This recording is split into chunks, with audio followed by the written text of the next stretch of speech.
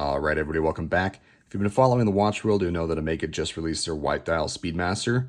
Everyone's going crazy over it, but if you're like me, it's probably a little bit out of my price range. And on top of that, it's going to be pretty hard to get. I know that they're already taking wait lists from a lot of people to get that watch. Kind of like the Snoopy, I'm assuming it's going to be a year or two before most people get theirs. But if you're looking to kind of stand out from the crowd and not just get your typical black dial Moonwatch, there are options out there if you're willing to go back in time. So in front of me today, this is my pride and joy of my collection.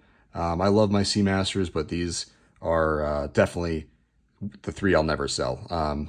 These are the 1996 Michael Schumacher edition Speedmaster Reduced. And they actually made them all the way up until 2002, as far as I know. So I'm not sure exactly what year each of these are from. My guess is that this one on the right, the blue one, is closer to the year 2000, and this red one in the middle is probably closer to 1996.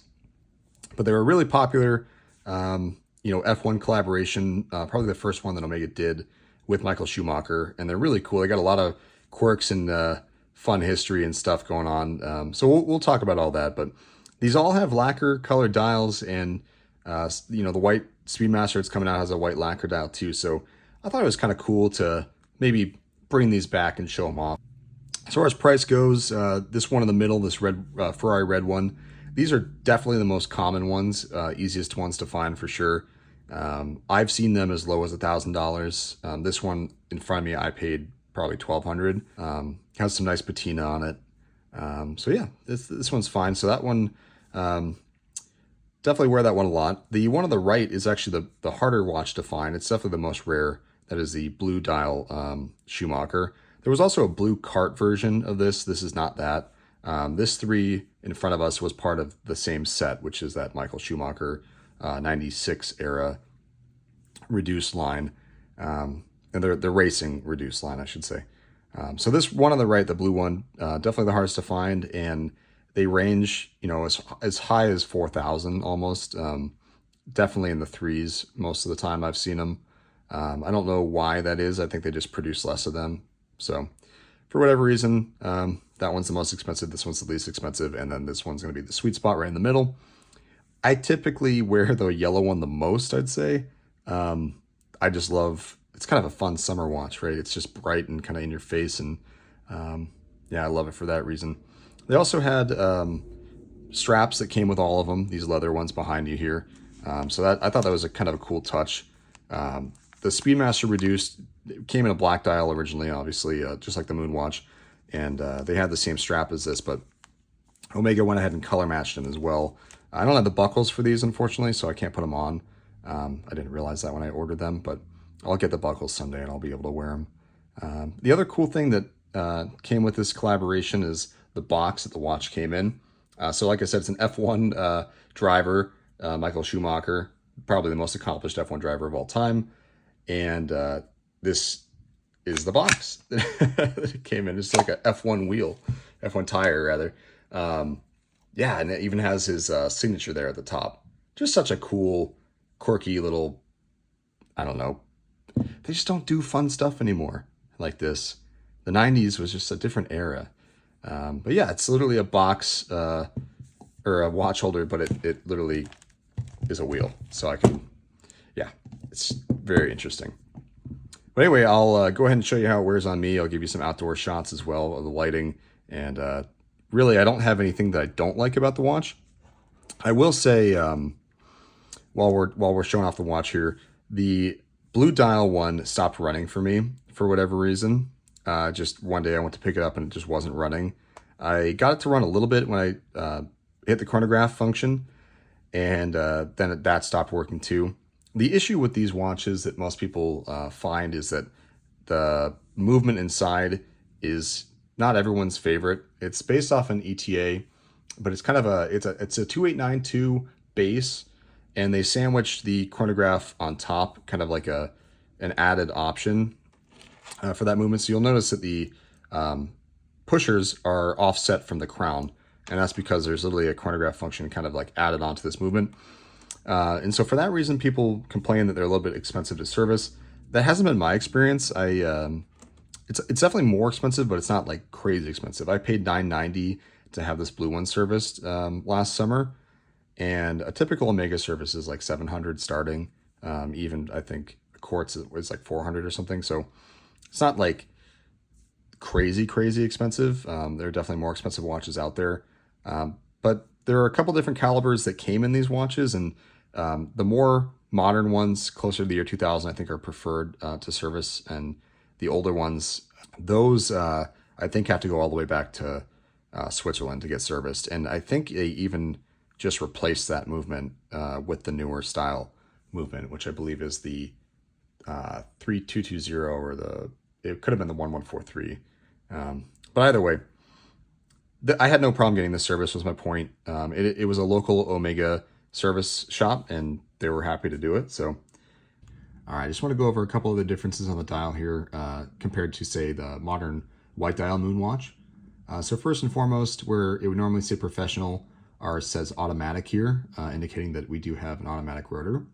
And the caliber inside is going to be either the 1140 or the 1143 from this era. I'm going to go ahead and also link a website that kind of goes over all the differences between a Speedmaster Reduced and the original Moonwatch, just so you can peruse that and take a look at all the differences I can't cover in this video. The biggest one that you can see right off the bat is just the running seconds hand is on the 3 o'clock side on this watch, and it's actually on the 9 o'clock side on the standard Moonwatch. The ring on the outside, the minute ring, is that racing style. You will find that on some other Speedmasters, like the 2 subdial variant Speedmaster has that racing track still. I think even the Mark II Speedmaster has that off the top of my head. And the other main difference is just going to be the indexes there. So we have lume just applied straight to the dial rather than a raised applied index like you might find on a more modern variant of this watch. Flipping the watch over and taking a look at the case back, you'll notice right away this is not a screw-down case back, it is a pressed case back, which is a major departure from the standard Moonwatch, which is typically a screw-down case back. We have the Speedmaster insignia applied there at the center, which is really nice. And just like the original Speedmaster, they do have Heslite crystals, so these aren't sapphire. I don't know what year they introduced sapphire to the Moonwatch, but these are all Heslite, which is fine by me. I think that Heslite is fine for these purposes and for the history that comes with it. All right, so let's grab some dimensions here. I mentioned this is the reduced model, which just means that it's a little bit smaller than the Moonwatch. So I pulled my Moonswatch into frame because I don't have a Moonwatch. And the reduced is showing as 39 millimeters. So I'll go ahead and try to get the same reference point on the case here for the Moonswatch. And that says 42. So yeah, you're going from 42 to 39. And then you can just see side by side the difference in the case size and just kind of the dial and everything. Definitely some differences for sure. Obviously this is not a Moonwatch, so it's going to be a little bit different, but as far as I know, the case is identical on this watch to what the original was. They just literally made a cast of it, so that's the only reference I have. Hopefully that's helpful. This bracelet's super awesome, super comfortable. I really like it a lot. But the clasp is definitely showing its age.